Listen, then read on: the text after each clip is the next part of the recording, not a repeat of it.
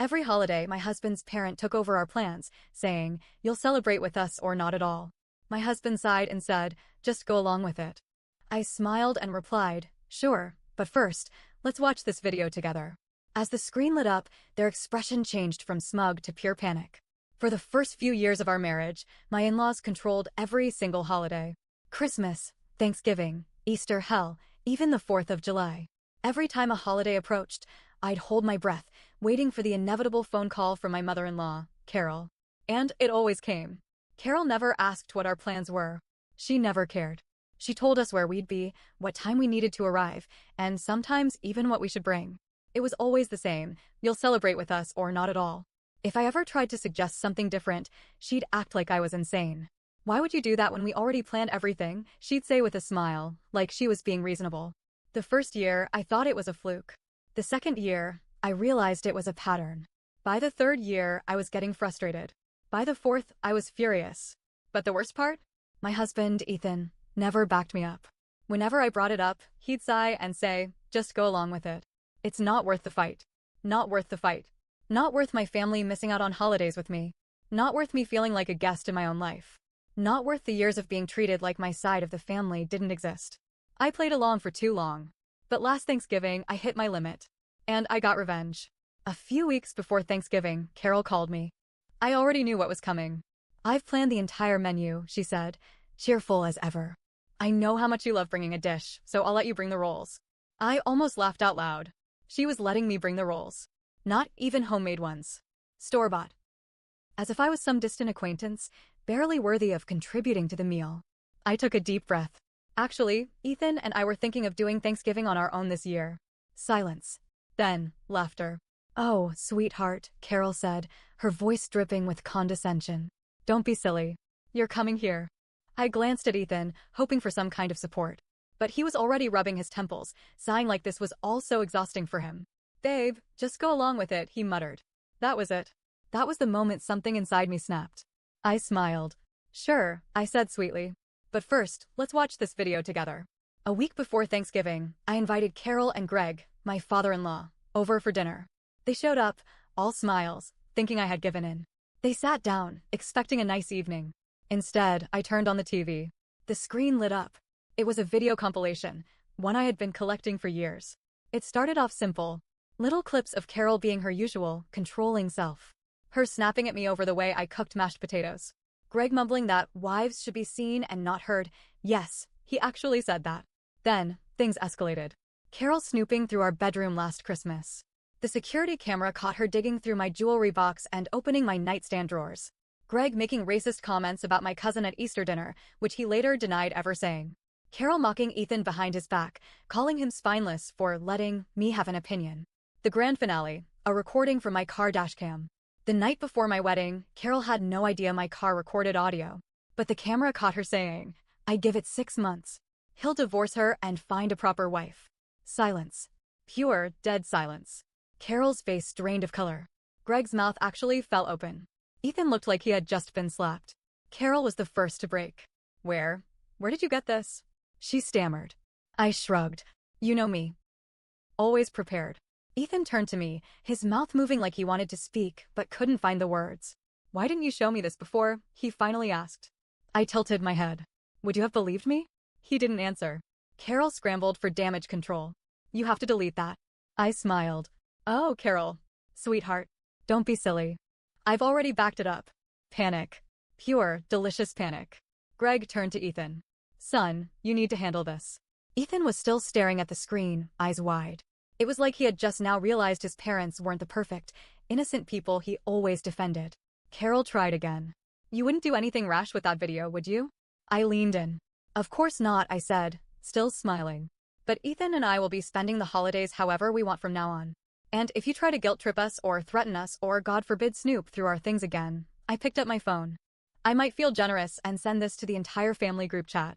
Carol's face twisted into something between rage and fear. Greg just looked defeated. They left without another word. Ethan sat in silence for a long time. Finally, he exhaled. "Holy sh*T. I shrugged. "Now do you see why I was upset?" He nodded slowly. "Yeah, I think I do." For the first time in our marriage, Ethan actually stood up to them. For the first time, I felt free. But this wasn't over yet. Because Carol?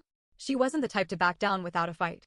Carol and Greg left that night without another word, but I knew that wasn't the end of it. Carol wasn't the type to take a hit and walk away. I expected the calls to start the next morning. But they didn't. A full day passed. Then 2. Then 5. Nothing. At first, I thought maybe, just maybe, they had accepted defeat. Maybe they realized they had overplayed their hand, that they had lost control. I should have known better.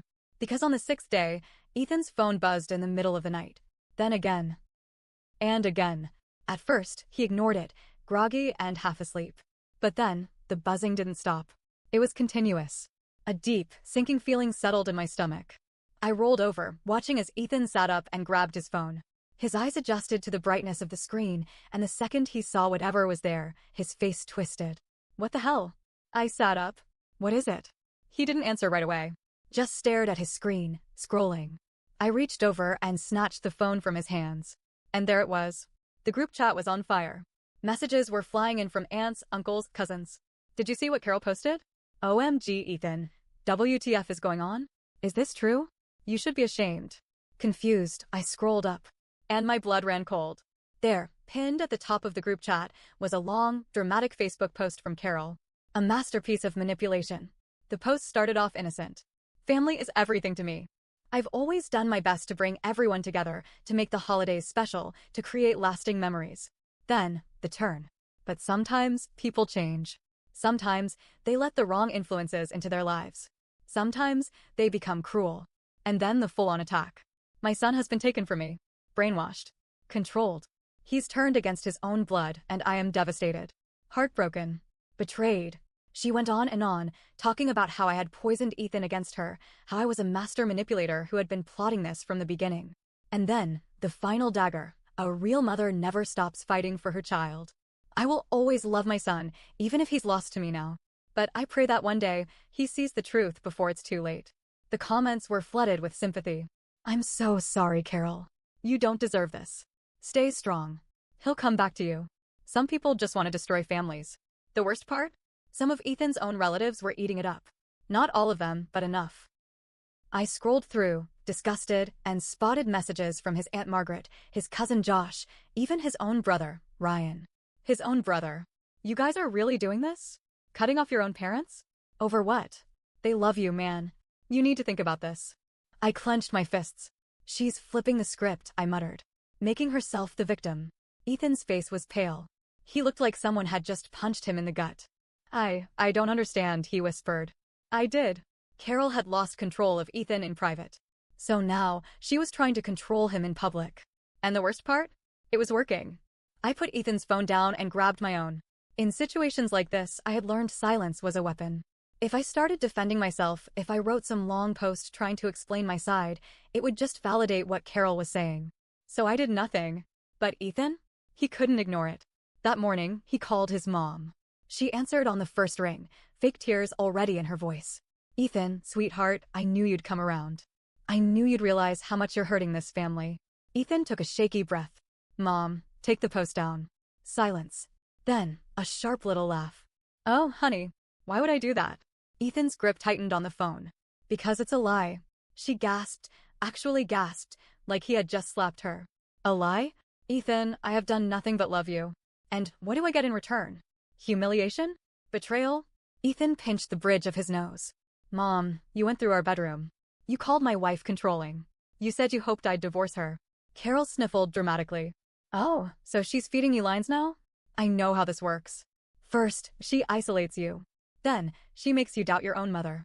Ethan's jaw clenched. I saw the videos, Mom. With my own eyes. Carol went quiet. And then, her voice changed. The fake sobs vanished.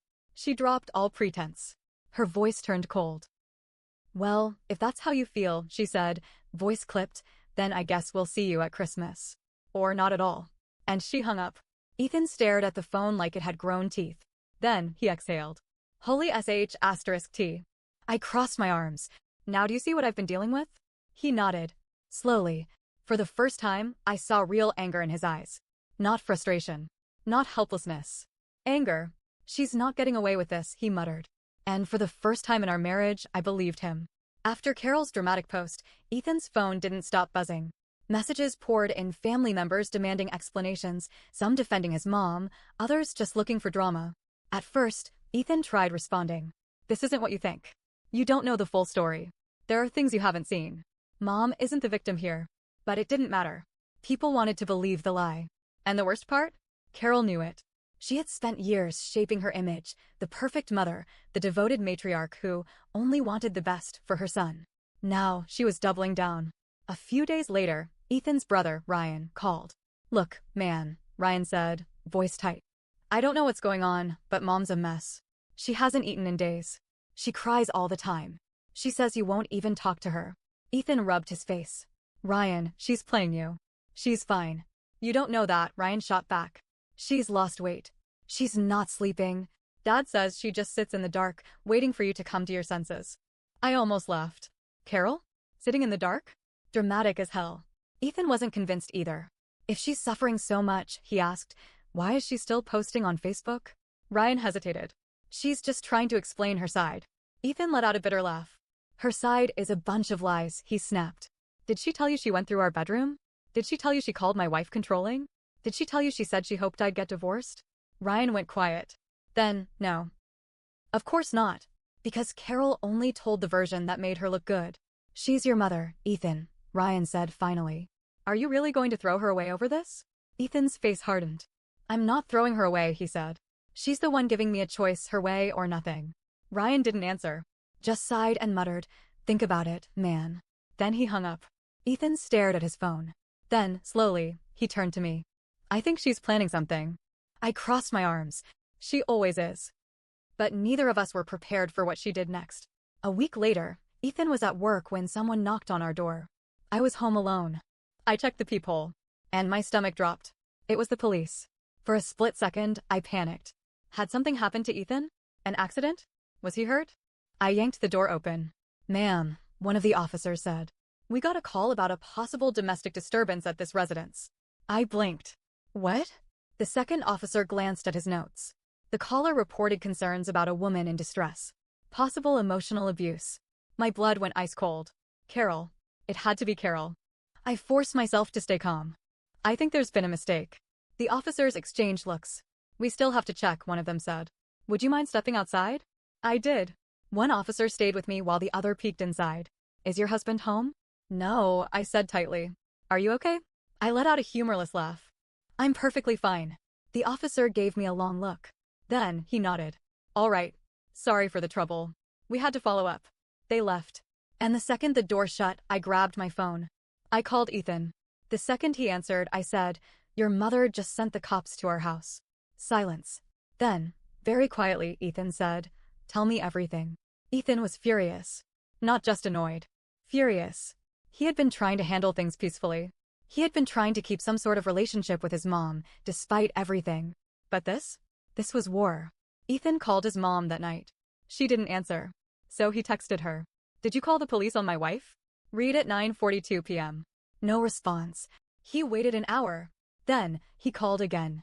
This time, she picked up. Oh, sweetheart, she sighed. I was just about to call you. Did you send the cops to our house? Ethan cut in. Silence. Then, she gasped. Actually gasped. Oh my God, is that what they told you? No, honey, I would never do that. But, I mean, I did mention to a friend that I was worried about you, and maybe she called, but I had no idea. Ethan hung up. No yelling. No arguing. Just hung up. Then, he turned to me. She's done. For the first time, he cut her off. Blocked her number. Blocked her on Facebook. Told his family everything. Carol tried everything to get him back. Called from different numbers. Had Greg text, your mother is sick with worry. Had Ryan send a long message, she's still your mom, man. Ethan didn't budge. Then, Carol did the one thing she had left. She showed up. At Ethan's office. In tears. Security had to escort her out. That night, she left him a voicemail. Through sobs, she whispered, I hope you're happy, Ethan. You broke your mother's heart. I don't even know if I'll be here next Christmas. I hope you can live with yourself. When Ethan played it for me, I waited for him to react. For him to sigh. To look guilty. Instead, he just shook his head. She's never going to stop, he muttered. I put my hand on his. So what do we do now? Ethan thought for a moment. Then, he looked up at me. And he said something I never thought I'd hear. We end this. Carol had made her move. She had lied. She had manipulated. She had turned family against us. She had even sent the police to my door. And when that didn't work, she showed up at Ethan's office. It was clear she wasn't going to stop. Not unless we made her stop. So Ethan made a choice. He called a family meeting. It was time to end this. Ethan sent out a message in the family group chat, "We need to talk. Everyone. No more side conversations. No more rumors. This ends now. Meet at our house this Saturday." Carol saw it. She didn't respond. But I knew she would come. She wouldn't miss an opportunity to turn the narrative back in her favor. By Saturday, the tension in our house was thick. Ethan barely spoke that morning. I could see it in his face, he was dreading this. But underneath, I saw something else. Determination. He was done being controlled. At exactly 3 p.m., they arrived. Carol, Greg, Ryan, a few cousins, some aunts and uncles. Carol walked in last, like a queen entering her throne room. Her eyes scanned the room, her lips pressed into a tight little smile. She looked confident, like she still thought she could win. I almost felt bad for her. Almost. No one sat down. The room was too charged, too tense. Ethan stood in the middle of it all, his arms crossed. Carol sighed dramatically. "Ethan, honey, is this really necessary? This family has been through enough." Ethan's jaw clenched. "Yeah, Mom. It is." She put a hand to her chest. "I just want to fix things. I've been sick with worry. I haven't eaten, I haven't slept." Ethan cut her off. "Then why did you send the police to our house?" The room went silent. All eyes turned to Carol. She blinked, her lips parting in fake surprise. "What? Police?" "Ethan, I would never stop lying." Ethan's voice was sharp. Carol flinched. For the first time, she looked nervous. Greg shifted uncomfortably. Ryan cleared his throat, avoiding eye contact. But Ethan wasn't finished. "I didn't want to do this," he said, pulling out his phone. "I really didn't. But you forced my hand." Then, he pressed play. The voicemail from Carol filled the room. "I hope you're happy, Ethan. You broke your mother's heart. I don't even know if I'll be here next Christmas. I hope you can live with yourself." Her voice was thick with manipulation. The silence after the recording was deafening. Then, Ethan looked up. And his next words shattered everything. "This is emotional abuse." Carol's mouth fell open. She looked around the room, her eyes darting from face to face, searching for support. But no one spoke. Even Ryan was silent. "I have spent my entire life trying to make you happy," Ethan said, his voice shaking. "But it's never enough, is it? You always need more control, more attention, more power over me.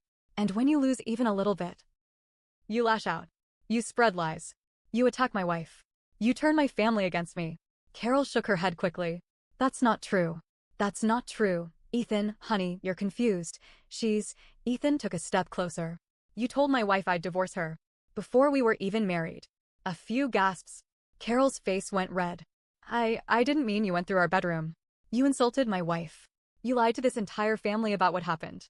Ethan turned to Greg. "Dad, you've been quiet. Do you want to defend her?" Greg shifted, uncomfortable. I mean, your mother only meant well." Ethan let out a bitter laugh. "Of course she did." Then, he turned back to the group. "This is the truth. You've all seen it now. You can either believe it or keep pretending. But either way," he looked Carol in the eyes. "We're done." Carol's face twisted. Pure rage.